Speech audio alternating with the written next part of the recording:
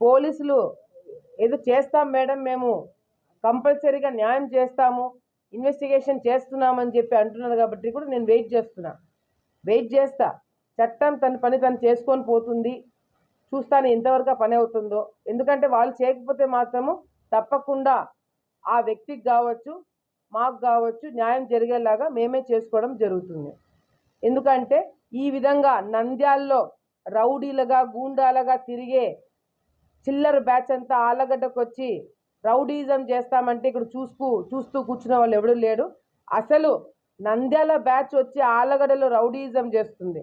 నంద్యాలలో రౌడీ షీటర్లు, నంద్యాలలో కాంట్రాక్ట్ మర్డర్లు రేపు పొద్దున మా మీద చేసినారు. రేపు పొద్దున ఇదే వైసీపీ నాయకులు ఎవరైనా వైశాస్ని బెదిరించాలంటే వీళ్ళని వాడుకోరా? ఎవరైనా ల్యాండ్ కబ్జా చేయాలనుకుంటే వీళ్ళని వాడుకోరా? రౌడీలను గుండాలను తీసుకొచ్చి రాజకీయం చేస్తున్నారా? గాడిదలు కాస్తున్నారా? ఈరోజు మాకు నీతులు చెప్తున్నాడు ఇక్కడ ఉన్న గంగుల ప్రభాకర్ రెడ్డి గారు. ఖండిస్తున్నాడంట. దేనికి ఖండిస్తున్నారు? దగ్గరుండి మీ వైసీపీలో ఉన్న, మీ పార్టీలో ఉన్న వ్యక్తి అదే నంద్యాల బ్యాచ్ని తీసుకుపోయి కొత్తపల్లిలో law and order problem create చేయాలని చెప్పి చూస్తున్నారు. ఇంతవరకు ఆలగడ్డలో అటువంటి సంస్కృతి రాలేదు. మీరు చేసే అరాచకాల వల్ల ఈరోజు కాంట్రాక్ట్ మర్డర్లను తీసుకొచ్చి ఇక్కడ రౌడీజం చేస్తున్నారు.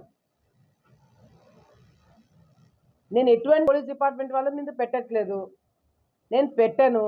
అసలు కంప్లైంటే వద్దని చెప్పిన నేను డిఎస్పీ గారికి.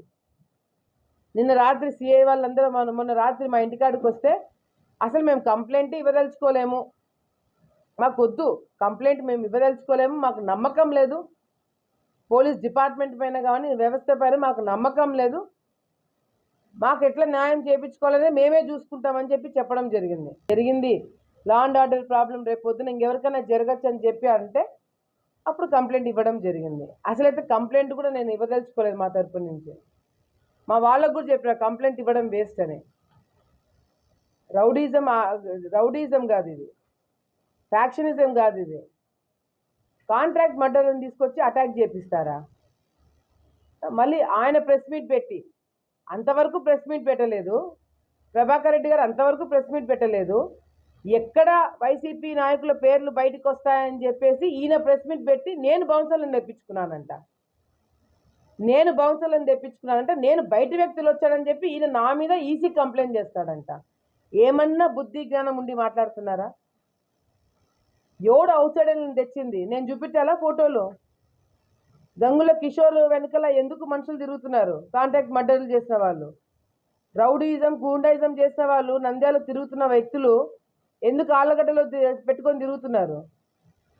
నిఖిల్ గురించి మాట్లాడుతున్నారు. ఆ అబ్బాయికి ఇక్కడ ఓటు ఉంది, నాతో పాటు తిరిగే వ్యక్తులకి ఇక్కడ ఓటు ఉంది. ఓటు లేని వాడు ఇక్కడ ఎవరు తిరగట్లేదు నా దగ్గర. పోలింగ్ రోజు నా వెంట తిరిగే వాళ్ళు ప్రతి ఒక్కరి దగ్గర ఓటు ఉంది.